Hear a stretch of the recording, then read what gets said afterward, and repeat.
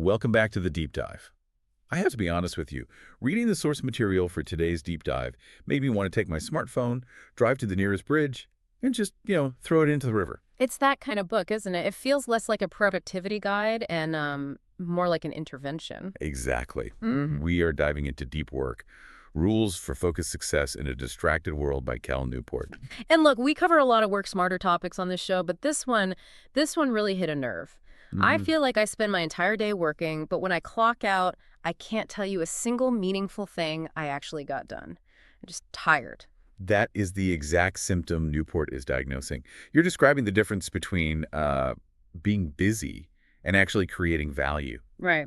And to understand how we got here, we actually have to go back to 1922. Okay, right. The story of Carl Jung. So Jung is in Zurich. He's a superstar psychiatrist. He's lecturing. He's got patients. He's holding court in coffee shops. Yeah. He is basically the 1922 version of a guy with 1 million followers and a totally full inbox. Yeah. But he realizes something is wrong. He's busy, but he's not doing the heavy lifting needed to actually challenge Freud and rewrite psychology. Exactly. He can't find the headspace. So he buys land in this remote village called Bollingen and builds a stone tower. Right? No electricity, no running water. He literally locks himself in there to just think. And that's the contrast Newport sets up. You have the frantic, shallow life in Zurich, and then the deep, focused life in the tower. But here's my issue, and I think the listener's issue too. I can't build a stone tower. I have a mortgage. I have a boss who expects me to answer Slack messages in like 5 minutes. Of course. Is Newport saying we all need to become hermits? Not at all. But he is saying we need to understand the difference between the two types of work Jung was doing. There's deep work and there's shallow work. Okay, let's define those. Shallow work is what fills up my entire day, right? Right. Shallow work is all the non-cognitively demanding logistical stuff. Answering emails, scheduling meetings, tweaking a font size on a PowerPoint slide, Slack chats. All of it. It's easy to replicate, and it creates very little new value. And deep work. Deep work is professional activity you do in a state of distraction-free concentration. It pushes your cognitive capabilities to their absolute limit. This is where you create new value, where you improve your skills, and produce stuff that is really hard to replicate. Okay, so deep work is the good stuff. But why does it feel like the whole world is conspiring against it? I mean, if it's so valuable, why are open plan offices a thing? Why are we all expected to be always on? That's the core paradox. Newport calls it the deep work hypothesis. Okay. Deep work is becoming increasingly rare at the exact same time it is becoming increasingly valuable. Okay, let's tackle the valuable part first. Yeah. Because, it feels like being responsive is what's valuable to my boss. It might feel that way, but if you look at the macroeconomy, we're in what's called the Great Restructuring. As AI and intelligent machines take over, the economy is splitting. Right. And there are 3 groups who are really going to win. Who are they? First, you have the owners, the people with capital to invest.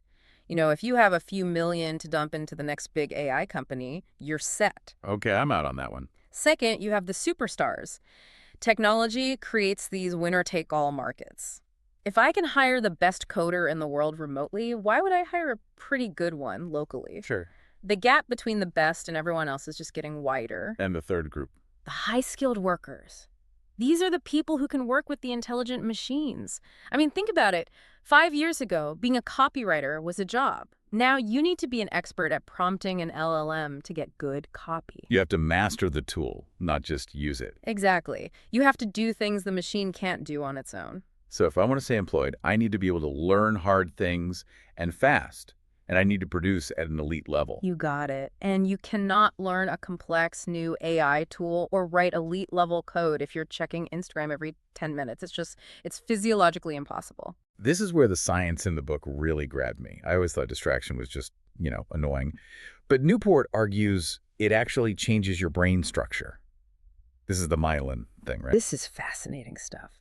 Think of your brain circuits like copper wires. Every time you focus intensely on a specific skill coding, writing, chess, whatever, you are firing a signal down that one wire. Okay. Now you have these cells, they're called oligodendrocytes.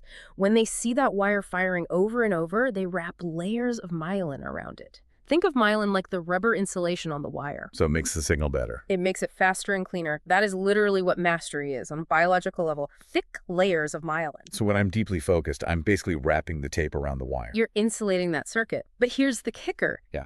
If you're distracted, if you switch tasks, that circuit never fires enough times in a row to trigger the myelination process. Oh, wow. So if you're learning while checking your phone, you aren't just slower, you are physically preventing your brain from upgrading its own hardware. That is terrifying. I'm basically keeping my brain's wiring exposed and just fraying it all day. And it gets worse. Let's talk about attention residue. This was the Sophie Leroy research. This explains so much about my daily fatigue. Right. So let's say you're working on a big, important project. You stop for just 30 seconds to check an email. You read it. It's nothing urgent. And you go straight back to work. You think you're back on track. But I'm not. No. A residue of your attention remains stuck on that email. It's like on your phone, you swipe the app away, but it's still running in the background, just draining your battery. So your brain is splitting its processing power. Yep. So even if I don't reply to the email, just seeing it makes me dumber for the next 20 minutes. Effectively, yes. Yeah. Leroy's research shows your cognitive performance drops significantly. So if you do a quick check of your inbox every 15 minutes, you're operating with a fraction of your real IQ all day long. Which explains why I can sit at my desk for 8 hours and feel like I did absolutely nothing.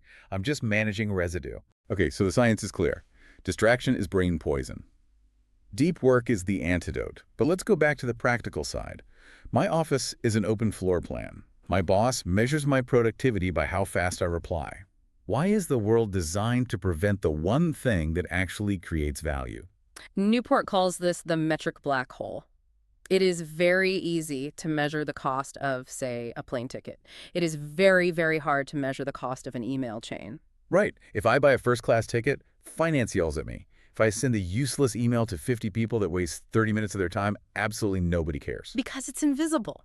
And in the absence of clear metrics on what creates value, we fall back on what Newport calls busyness as a proxy for productivity. Oh, this hit home. I don't know if I'm doing a good job, so I'll just look really, really busy. Exactly that. Knowledge workers don't make widgets, right? We can't point to a pile of tires at the end of the day. So, to prove our worth, we perform the theater of work. We send emails at 9 p.m. We attend meetings we don't need to be in. We do the visible, shallow stuff because the deep stuff, well, it just looks like you're sitting there staring at a wall. And staring at a wall gets you fired in some places. So how do we fight this? We can't all be Carl Jung in a stone tower. Newport offers 4 philosophies for scheduling deep work. And I want to break these down because some seem realistic and some seem a little unlikely. Agreed. You have to pick the one that fits your actual life. First up, the monastic philosophy. This is Donald Knuth, the computer scientist. He doesn't have an email address. Right. If you want to reach him, you have to send a letter to his secretary. Wow. This is the all-in approach. You eliminate all shallow obligations. It's great if you're a legend in your field and people will wait for you. For 99% of us, impossible. Not going to happen. Next is the bimodal philosophy. This is the Jung approach. You go deep for a week or a month, then you come back to the surface. Yeah, Adam Grant does this. He stacks all his teaching classes into one semester so he can just do research the next semester. Again, great if you have high autonomy, like an academic or an author. Okay, so those are the dreamer options. What about the realist options for those of us with a 9 to 5? That brings us to the rhythmic philosophy. This is the most practical one for most office workers. It's all about building a habit. Every day, from 8 a.m. to 10 a.m., I am deep. This is the Jerry Seinfeld don't break the chain method. Exactly. You remove the decision-making. You don't wait for inspiration. You just show up at the same time every day. You block it on your calendar. Eventually, people learn not to bother you during those 2 hours. And the last one is the journalistic philosophy. This is Walter Isaacson. Right. This is for the adrenaline junkies. You switch into deep mode whenever you find a gap. Oh, a meeting got canceled. Great. I have 20 minutes. I'm going to write 3 paragraphs of this report. Honestly, that sounds exhausting. I mean, given what we just said about attention residue, doesn't that require a huge amount of mental energy to switch gears that fast? It does. It requires intense confidence and a lot of practice. It is not for beginners. If you're just starting out, go rhythmic. Okay, so I pick the rhythmic approach. I lock my door for 2 hours every morning. But willpower is finite, isn't it? I can't just white-knuckle my way through this. No, and that's a crucial point. You have to ritualize it. You need to build a structure so you don't waste your limited energy deciding how to work. Like what, am I lighting candles? Maybe. It's about creating cues. Yeah. Darwin had a strict schedule. You decide, where do I work? For how long? What do I have on my desk? Do I have a specific cup of coffee? These rituals tell your brain, okay, we are not scrolling Twitter anymore. We are in deep mode now. I love the idea of the grand gesture, too. Uh-huh. Like J.K. Rowling checking into that fancy hotel to finish Harry Potter. Yes. Or Peter Shankman. This is my favorite example. He had to write a book manuscript and knew he couldn't do it at home, so he booked a round-trip business class ticket to Tokyo. To Tokyo. Yep. He got on the plane, drank espresso, wrote the entire way there, landed in Tokyo, had a coffee in the airport, turned around, and flew right back. Wrote the entire book in the air. That is a very expensive productivity hack. It is, but the psychological signal is huge. I spent $5,000 on this ticket. I better not spend the flight watching movies. It forces you to focus. I might try that with a train ticket. Much cheaper. Now, we have to talk about the hardest part of all this, the shutdown ritual. This is non-negotiable, and it goes right back to that residue idea. The Zeigarnik effect again. Yes, the Zeigarnik effect states that incomplete tasks dominate your attention. If your brain knows there are loose ends, it will just keep spinning on them while you're trying to sleep or have dinner with your family. So how do we stop the spinning? You have to convince your brain that everything is accounted for.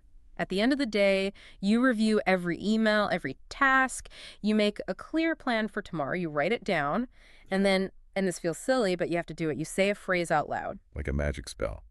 Newport suggests shut down complete. I'm going to feel ridiculous saying that to my empty office. Feel ridiculous, but what you're doing is a cognitive handshake.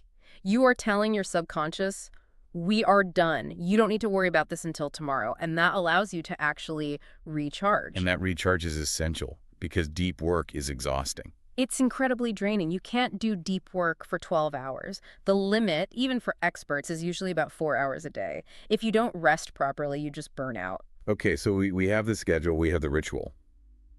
But there's an elephant in the room here. My brain is already broken. I am addicted to the dopamine hit of my phone. Newport says we have to train our brains to handle boredom. This is the part people really hate hearing. We have trained ourselves to be Pavlovian dogs. Every single time we feel a microsecond of boredom waiting in line, a lull in conversation, we whip out the phone. Guilty. By doing that, you are rewiring your brain to fear boredom. And deep work is boring sometimes. It's hard. If your brain can't handle 5 minutes of standing in line without stimulation, it certainly can't handle 2 hours of writing a difficult report. So what's the fix? Just stare at the wall? Essentially, yes, embrace the boredom, but also flip the script on your internet use. Instead of scheduling breaks from work to check the internet, you should schedule breaks from the internet to do your work. Wait, explain that. Even if your job needs email, schedule the specific times you'll use it. I check email at 9, 11, and 3. Outside of those blocks, you do not touch it. You have to wean your brain off the constant connectivity drip. And this leads us to the final boss fight. Social media. Newport is it?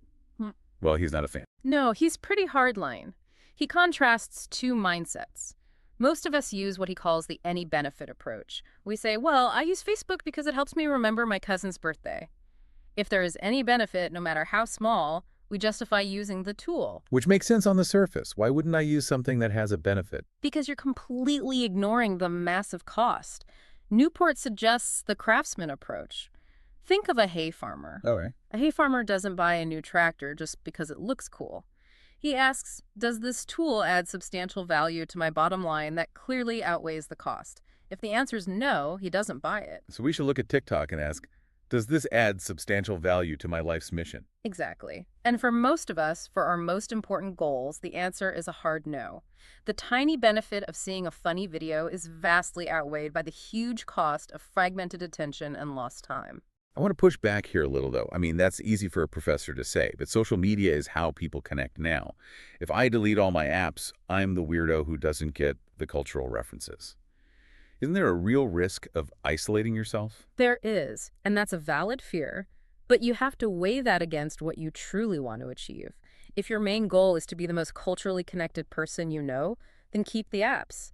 But if your goal is to write a novel or start a business or learn a new skill, those apps are actively stopping you. You just have to choose which game you're playing. That's a sobering thought. We're choosing between being connected and being capable. And ultimately, this isn't just about productivity, it's about a life well lived. Newport talks about building a eudaimonia machine. Which is the Greek word for flourishing. Yes. He argues that a deep life is a good life. There is a profound satisfaction in focusing completely on something difficult and doing it well. That feeling is so much better than the cheap dopamine hit of a notification. So we need to build our own mental eudaimonia machine. We do. We need to become Homo sapiens depensis. I love that. Okay, so here's the challenge for everyone listening. You don't have to quit your job or move to a stone tower. But try the shutdown ritual tonight. Say the words out loud. See if your brain actually lets you relax. And maybe, just maybe, try leaving your phone in the car the next time you go to buy a coffee. Be bored for 5 minutes. It might just be the start of getting your brain back. I'm going to try it. I might shake a little bit, but I'll try it. Thanks for listening to The Deep Dive. Now go do some deep work.